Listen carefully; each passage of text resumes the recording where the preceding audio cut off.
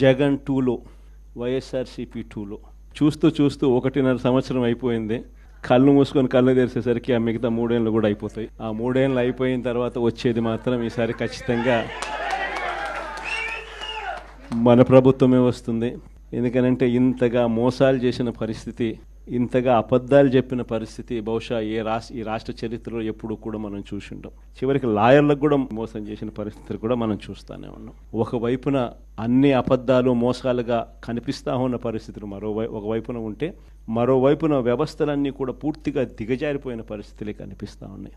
చదువుల రంగం తీసుకున్న, పేదవాడి ఆరోగ్యానికి సంబంధించిన రంగం తీసుకున్న, వ్యవసాయ రంగం తీసుకున్న, లా అండ్ ఆర్డర్ తీసుకున్న, గవర్నెన్స్లో ట్రాన్స్పరెన్సీ తీసుకున్న, ఏ రంగాన్ని తీసుకున్నా కూడా అన్ని రకాలుగా తిరోగమనమే కనిపిస్తుంది తప్ప ఈ రాష్ట్ర ప్రభుత్వంలో ఎక్కడా కూడా పురోగతి, అభివృద్ధి అనేది ఎక్కడా కనిపించని పరిస్థితి. మరోవైపున విచ్చలవిడి కరప్షన్. ఏ గ్రామానికి వెళ్ళినా కూడా గ్రామంలో పక్కనే బెల్ట్ షాప్ కనిపిస్తుంది. విచ్చలవిడిగా బెల్ట్ షాపులు మన కళ్ళ ముందనే ఎంఆర్పి రేట్ కన్నా ఎక్కువ రేటుకి అమ్ముతూ ఉన్నారు. డైరెక్ట్గా ఎంఆర్పి రేట్ కన్నా ఎక్కువ అమ్ముతూ ఉన్న బెల్ట్ షాపులు ఎవరు నడపాలా అనేది ఆక్షన్లో పాడుతూ ఉన్నారు.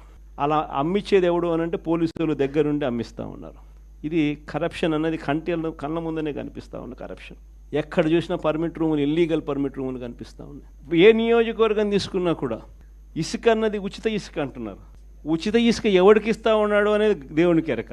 కళ్ళు ఎదుటే కనిపిస్తూ ఉన్నది ఇసుకే మన ప్రభుత్వ హయాంలో కన్నా డబుల్ ది రేటుకి అమ్ముతూ ఉన్నారు.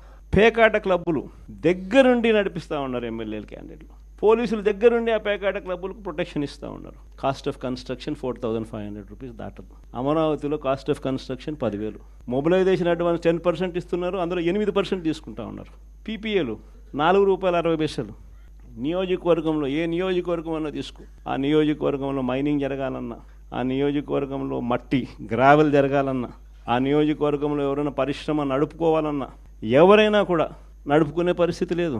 రావాలా, ఎమ్మెల్యేతో మాట్లాడుకోవాలా, ఎమ్మెల్యేకి ఇంత డబ్బు ఇవ్వాలా. పోలీసులు దాని దగ్గర నుండి సహకరిస్తారు. ఎమ్మెల్యే ఇంత తీసుకుంటాడు, పైకి ఇంత పంపిస్తున్నాడు. కళ్ళ ముందర కనిపిస్తూ ఉన్న కరప్షన్ విచ్చలవిడిగా జరుగుతూ ఉంది. ఇలాంటి నేపథ్యంలో ఇంత మంచి చేసిన మనకే ఈ పరిస్థితి ఉన్నప్పుడు మరి ఇన్ని అబద్ధాలాడి, ఇన్ని మోసాలు చేసి, ఇంత దారుణమైన పరిపాలన చేస్తూ ఉన్న వీళ్లకు పరిస్థితి రేపొద్దున దేవుడు, ప్రజలు కంతే ఎక్కడ పడతారో నేను వేరే చెప్పాల్సిన పని.